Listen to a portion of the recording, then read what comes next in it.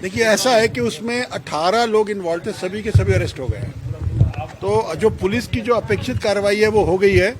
उसमें जो दूसरा मुद्दा है वो ये है कि आपको मालूम होना चाहिए कि जेजे एक्ट में प्रावधान है कि 16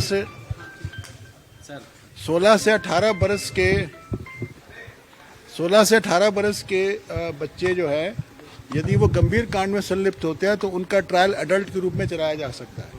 तो इनमें से जो लड़के 16 साल से ऊपर 18 साल से कम है, उनका हम कोशिश करेंगे कि उनका अडल्ट के रूप में ट्रायल चलाया जाए, ताकि उनको कड़ी से कड़ी सजा मिले, ताकि इस प्रकार की गंदी हरकत हमारे नौजवान पुनः ना करें। ये हमारा प्रयास रहेगा। मामले में कल आप समीक्षा किए थे जी, आज गिरिडीह से कुछ अरेस्ट पकड़ा गया उसमें देखिए डिटेल्स मेरे पास में है उपलब्ध। अभी मैं तुरंत में नाम मेरे को याद नहीं है, परंतु उसमें एक पूरी चेन थी और कोडरमा एसपी ने कड़ी मेहनत करके 1, 2, 3 ऐसे करीब 10 लोगों को पकड़ा और आखिर में पता चला कि गिरिडीह में ट्रक से पेपर को उतारते समय एक व्यक्ति ने ब्लेड से काट करके एक पेपर निकाला था उसमें से, जिसकी उसने फोटोकॉपी बना करके पूरा वायरल कर दिया। वो पेपर भी उसके घर से बरामद हो गया, सारे लोग अरेस्ट हो गए। इसमें हम लोग कड़ी कार्रवाई कर रहे हैं और मुझे उम्मीद है कि ये अब दोबारा ऐसी घटना नहीं घटनी चाहिए। कोचिंग से जुड़ा था या? नहीं, कोचिंग से नहीं जुड़ा हुआ था, नहीं, साधारण व्यक्ति है, एक ऑर्डिनरी लड़का है जो खुद पढ़ता भी था, लेबर का काम भी करता था, उसी ने काम किया है और वो पकड़ा गया है और पेपर रिकवर हो गया है।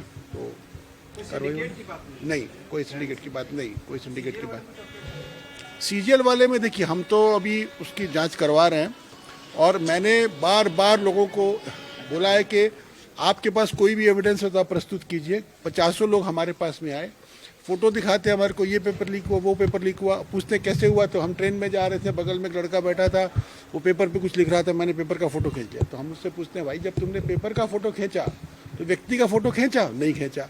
तो हमें कोई भी व्यक्ति के बारे में कोई भी जानकारी नहीं दे पा रहा है। तो हमें लगता है कि कुछ प्रयोजित शक्तियाँ इस पूरे प्रकरण में पेपर को लीक आउट बताने का प्रयास कर रही हैं या पूरे व्यवस्था को बदनाम करने का प्रयास कर रही हैं। लेकिन फिर भी हम एक ओपन माइंड के साथ खड़े हैं। अगर किसी व्यक्ति के पास कोई भी ऐसा एविडेंस हो जो प्रूव कर सके कि पेपर लीक हुआ है, हम लोग उसको देखना चाहेंगे। अभी तक हमें ऐसा कोई भी तथ्य नहीं मिला जो कि ये प्रूव कर सके कि इसमें चोरी हुई है। फॉरेंसिक रिपोर्ट आ गई? फॉरेंसिक रिपोर्ट आ गई, लेकिन फॉरेंसिक रिपोर्ट से प्रूफ नहीं होगा। इसलिए प्रूफ नहीं होगा कि आप अगर अपने मोबाइल का अगर आप अपना टाइम बैक करके, उसमें मेन आरोप क्या है? मेन आरोप ये है कि मान लीजिए पेपर 9 बजे शुरू हुआ तो 8:15 बजे पेपर हमारे पास आ गया, ये उसका कहना है। तो अगर आप अपने मोबाइल का टाइम को बैक डेट कर देते हैं और फिर किसी पेपर की फोटो खींच के फिर आगे ले आते हैं, तो उसको चेक करने का कोई मोबाइल का तरीका मेरी जानकारी में नहीं है। फॉरेंसिक भी इसको जांच नहीं कर सकती है, इसलिए इसको प्रूफ और डिस्प्रूव करना असंभव है।